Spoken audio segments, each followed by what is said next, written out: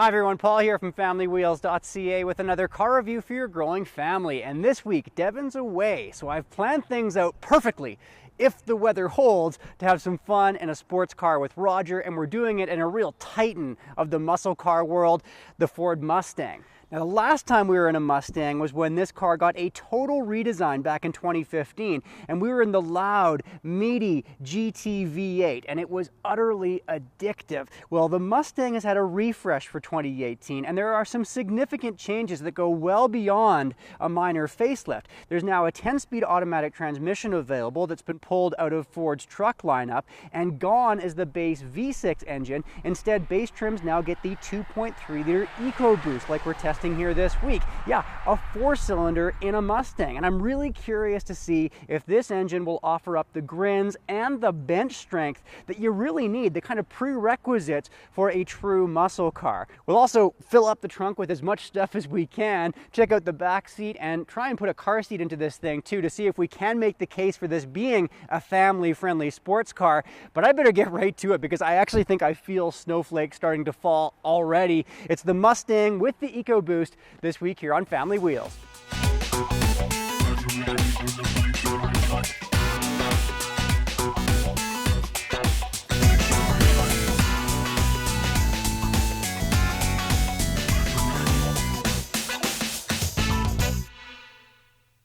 Well, apparently the weatherman doesn't lie, because we have seen 40 centimeters of snow in just 24 hours here, which is a record-breaking amount in this city for a day in October. And it's this kind of weather that has me sitting right here in my driveway, because this is a sports car with performance-oriented summer tires on board, not the kind of vehicle I want to be driving around on these roads right now. But the good news is I had a good chance to see what this car was like before this snow went flying, so let's talk about it. And I want to start off with this Ecoboost engine, because I'll be honest here, I had my doubts. Now, I've driven this engine around on an ice track in the Ford Focus RS before, but that's way less car to push around, and the engine in the RS was hyper-tuned as well. And this is by no means, by the way, the first time this engine's been offered in the Mustang. It came out onto the scene for the redesign back in 2015, but this is the first year where you're either getting an Ecoboost engine or a V8, and that's it. No more V6. And that might have people's hackles up a little bit here.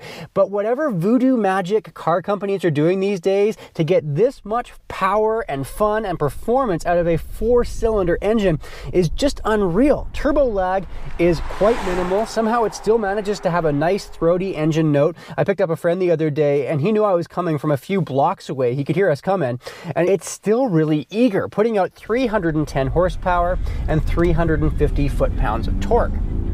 Which, let's be honest, doesn't come anywhere near the V8 Mustang, which puts out 460 horsepower, and this doesn't sound anywhere near as nasty either. That tone on the V8 is unreal. But the Ecoboost is also way more of a fuel sipper. Ford suggests you could get your economy down to 9.4 liters per 100 kilometers. That's 25 US miles per gallon with a mix of highway and city driving. That's like a 30% improvement over the GT. But as is the case with these pint-sized turbos, you have to take these numbers with a grain of salt, because if you get aggressive and you bury your foot, as you're bound to do in a Mustang, your fuel economy is just going to tank, and it could actually get worse than what we see in the V8. But what I like about the Ecoboost is that you kind of have a car with two personalities. You could own it as a daily driver, see some really good fuel efficiency numbers when you're behaving yourself, and then flip this drive mode select function over to Sport Plus or Track mode, which also changes the look and information that's given to you on this new optional digital instrument cluster right here, and suddenly it's got a totally different character. The Ecoboost engine is the best seller in the Mustang lineup. It's the cheapest engine that you can get in this car now, and I had my doubts about whether it could stand up to the Mustang name, and I'm eating a healthy dose of crow here. This engine is really good. And as tested here, it ties into a delightfully engaging, mechanical feeling, short throw, 6-speed manual gearbox. Shifting through the gears on this transmission is so natural that you don't even really notice that you're doing it. And I would highly recommend that you opt for this transmission if you just love feeling connected to your car. But if stick shifts just aren't your thing, you can spend an extra $1,500 and get this new 10-speed automatic. Most Mustangs these days are selling as automatics. It's just the reality. And if you're into off-the-line performance, then you can throw the Mustang into drag strip mode, which is new for 2018. And the 10-speed will get you to 100 kilometers an hour faster than you'll see in the stick. In fact, Ford seems pretty proud of themselves that a V8 automatic equipped Mustang can beat a Porsche 911 Carrera to 60 miles per hour, doing it in under 4 seconds.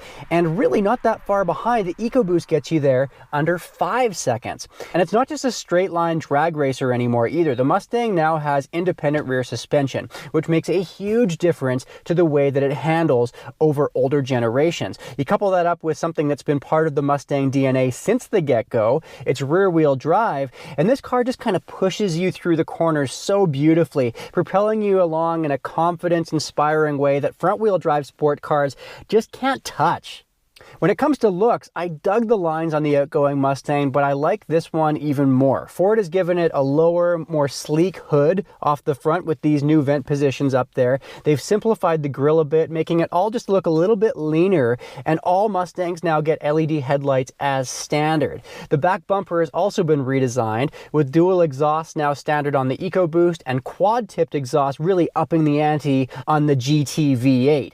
Now you can get into a bare bones, fastback, hardtop version of the Mustang for just over $29,500 Canadian.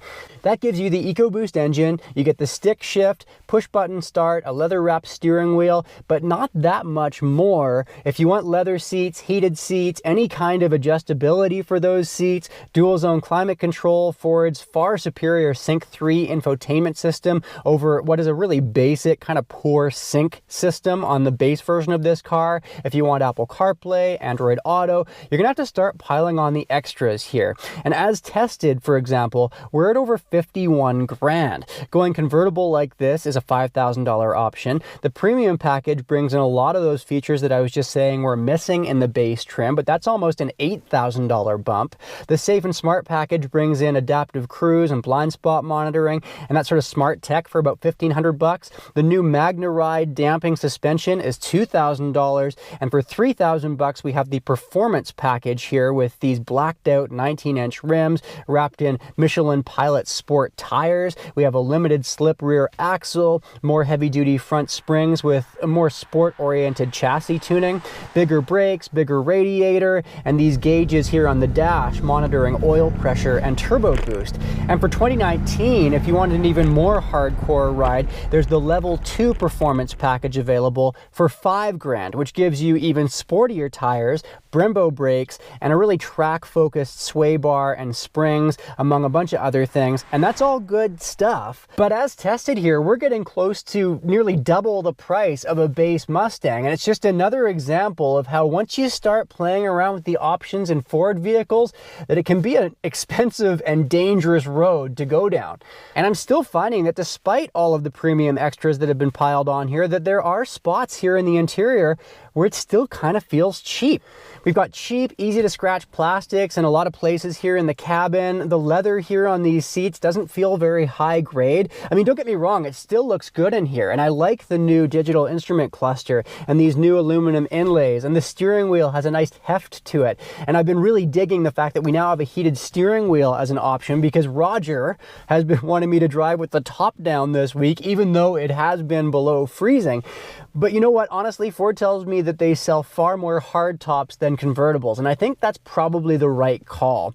I think the fastback looks better. It'll be a quieter ride. We've averaged a pretty noisy 73 decibels at 100 kilometers an hour this week here in the convertible. This soft top is a fair bit more expensive, and you lose over 50 liters of trunk space that you'd otherwise have in the fastback. Something else that you get in the fastback that you don't get here in the convertible, you can flip those second row seats down, which would help with carting around longer items from time to time.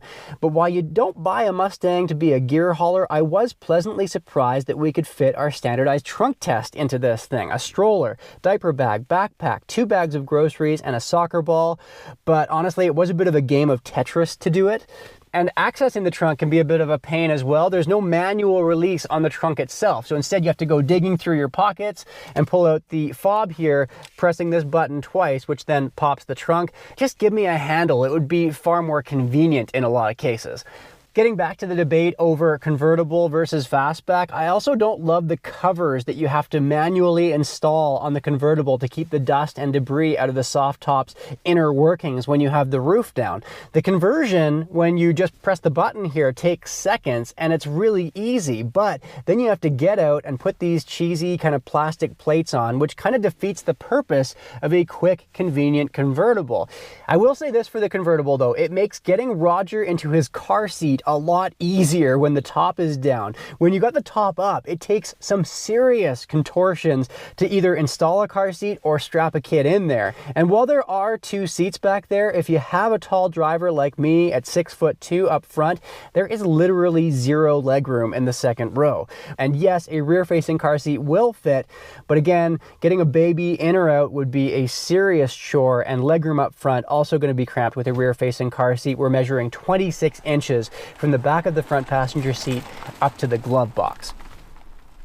So the ideal family hauler? No, obviously not. The Mustang was never designed to be that. But unlike some sports cars on the market, especially if you've got shorter people up front, you can squeeze a couple of extra people into that back seat, which is a nice thing to have in your back pocket. And what I like about the Mustang is that after 50 years on the market, Ford has continued to tweak the recipe on this car, making it a livable daily driver while still holding true to the roots, the muscle roots that we were talking about. This Ecoboost is way more of a riot than I anticipated, and if you drive it carefully, it can be a real fuel sipper, but with a split personality when you want to let loose. I really like it. And I am seriously willing this snow to melt here, because there's nothing like having a sports car sit in your driveway that you just can't drive. Roger and I, we've got unfinished business in this thing. Now, if you like what you're seeing here and you haven't thrown a sub our way yet, please do so. We'd love to have you join the ranks. And remember, you can always check out familywheels.ca for a bullet point report card on this and every vehicle that we test on the channel. And we'll see you next time right here on Family Wheels.